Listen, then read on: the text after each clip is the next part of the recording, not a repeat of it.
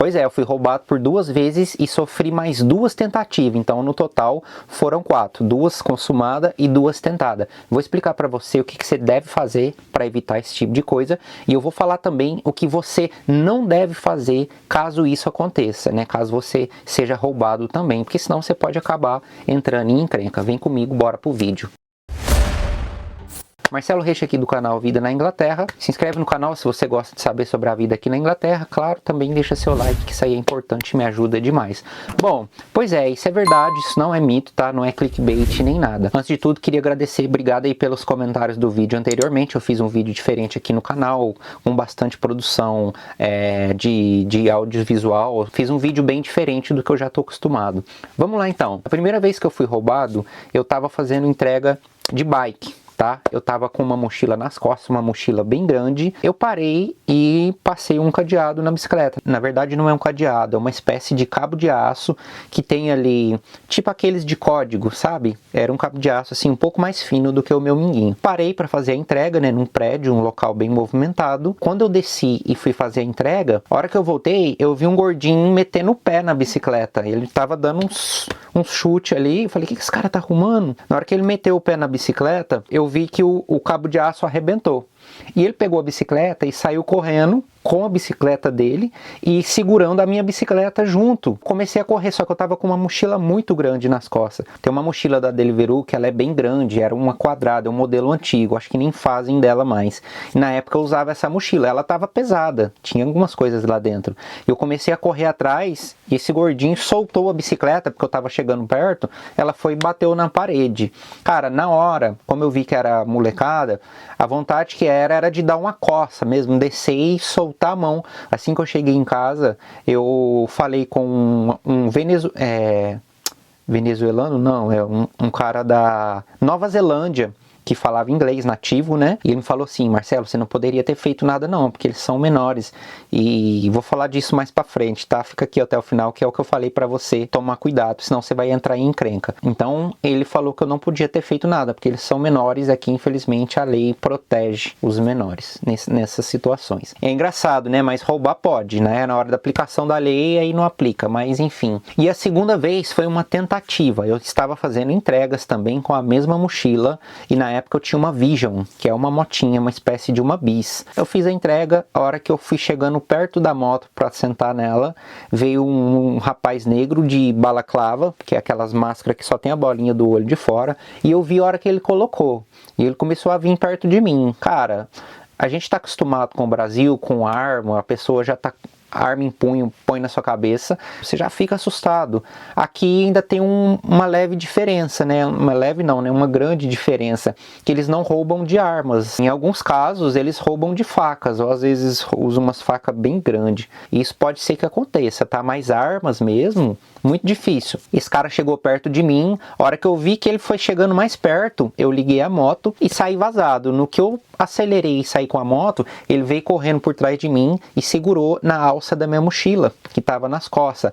E eu fui dirigindo com a moto desequilibrando, a moto foi fazendo assim, ele viu que eu ia cair e ele soltou. É uma situação bem complicada, porque isso foi 3 horas da tarde, eu nem imaginava que aquele cara ia tentar me roubar, numa rua qualquer, enfim, não era um lugar ermo nem nada. A gente nunca acha que essas coisas vão acontecer. A terceira tentativa também foram várias pessoas, eram 3 rapazes, inclusive eles aparentavam ser menores de idade, apesar deles serem grandes, né? Um deles, na verdade, era maior que eu. Tava fazendo entrega também pela Deliveroo. Tem um lugar aqui chamado Caspas, é típico dos malandrinhos pedir. Então eu fui fazer essa entrega e quem fez o pedido foi uma menina. No aplicativo estava o nome de uma menina. Quando eu cheguei no prédio, bati na porta e eu já estava nessa época fazendo entrega com uma moto elétrica, não era mais uma bicicleta. A hora que eu toquei o interfone, a menina falou, pode subir no 2º andar. Eu passei pelas escadas, tinham 3 caras sentados, né, esses rapazes, vou falar cara porque os meninos eram regrados, né, era graúdo já dava para tomar uma coça.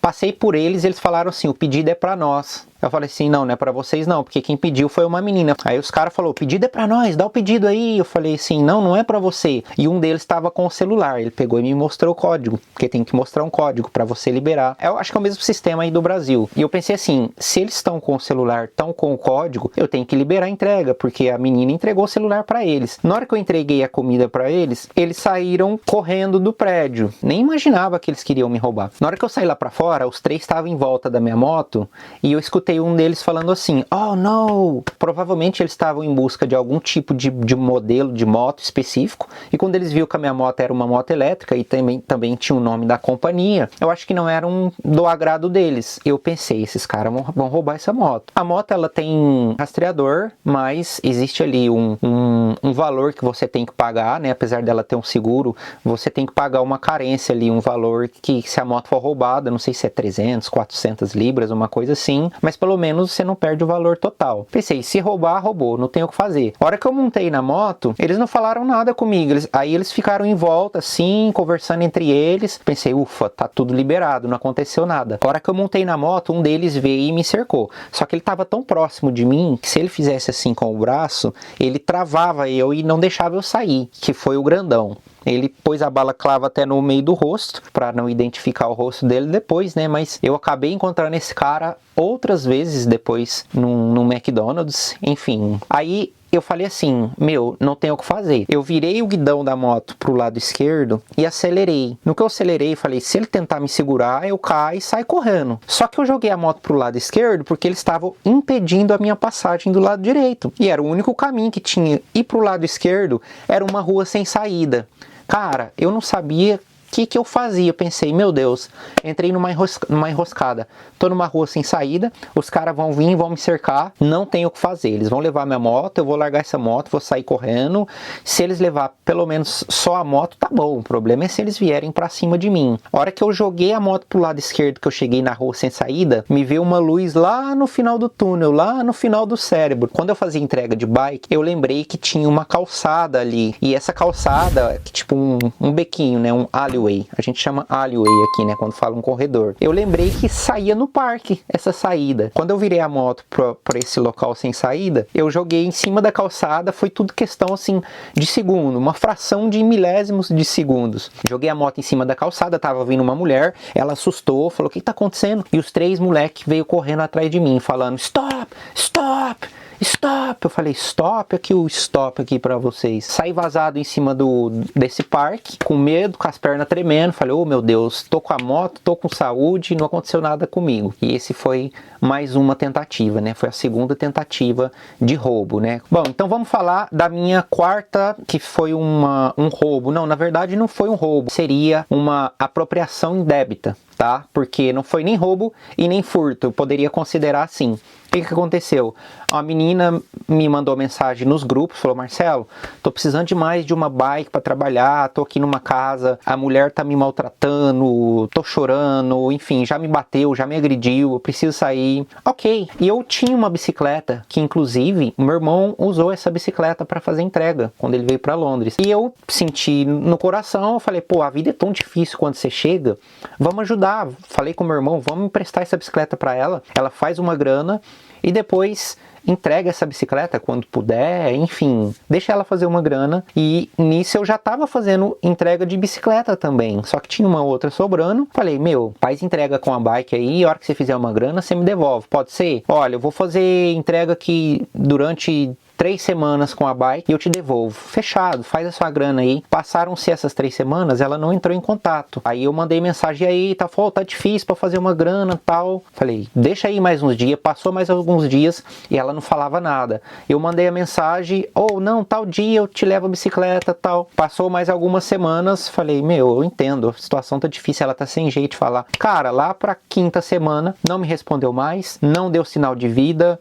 Enfim, depois eu fui ficar sabendo sabendo que essa mulher tinha sido, talvez, deportada porque ela tinha ido pro Brasil. Não sei o que ela fez com essa bicicleta, não sei se ela foi realmente deportada, se ela foi de vontade própria, não sei se ela vendeu essa bicicleta. Eu acredito que a vida dela, naquele momento, ou até hoje, não sei, não devia estar em boas condições, porque uma vez que você age de má fé com alguém, você vai receber esse troco de volta, seja aqui, seja lá em cima, sei lá, alguma coisa vai acontecer com você. Disso aí eu tenho certeza, porque o que você faz aqui você vai pagar. Nunca mais ouvi falar dessa menina, foi embora minha bicicleta também, nunca mais vi o cheiro. Enfim, Deus me permitiu poder comprar minha moto futuramente. Essa é uma conduta que varia de pessoa para pessoa. Vamos imaginar aqui uma situação que você esteja de moto, você tem a sua moto ou a sua bicicleta. O que fazer para se proteger? Cara, não tem como você ficar sem um rastreador, se for o caso da moto, e um Easy Lock, né, ou Easy Block, que nós chamamos aqui, que é uma trava que vai no meio da roda. Cara, não adianta, você tem que colocar essa trava, porque caso contrário, eles vão levar a sua moto. Essa trava dificulta o trabalho deles, né, como se fosse um trabalho, roubar a moto, né, isso talvez eles consideram. Para você parar em qualquer lugar, você precisa dessa trava, tá? É fácil, você só chuta ali, ela entra pro meio da roda e não tem problema nenhum. Você já livra muitos problemas. Não acha que você vai fazer uma entrega rápida, que você sobe ali é rapidinho. Não, cara, aqui estimam-se que